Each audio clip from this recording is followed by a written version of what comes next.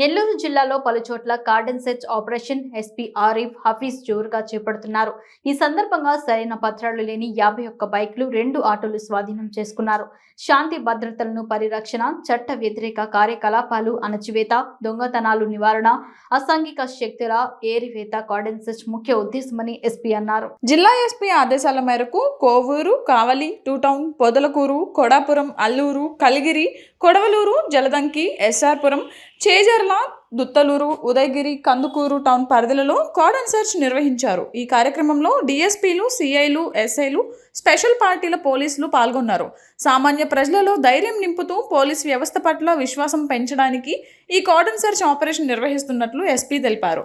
ఈ ఆపరేషన్ లక్ష్యం పరారీలో ఉన్న నేరస్తులను గుర్తించి అదుపులోకి తీసుకోవడం, చోరీ, సొత్తు, అనుమానంగా ఉన్న రికార్డులు లేని అన్ని వస్తువులు, వాహనాలు, అక్రమ మద్యం, ఆయుధాలు, పేలుడు పదార్థాలు, మాదక ద్రవ్యాలు వాటిని గుర్తించి స్వాధీనపరచుకోవడం అన్నారు. ప్రత్యేక కార్యాచరణ ద్వారా జిల్లాలో హింసాత్మక చర్యలు అరికట్టుటకు ప్రణాళికలు రూపొందిస్తున్నామన్నారు. చట్ట వ్యతిరేక కార్యకలాపాలకు పాల్పడితే కఠిన చర్యలు ఉపేక్షించేది లేదన్నారు.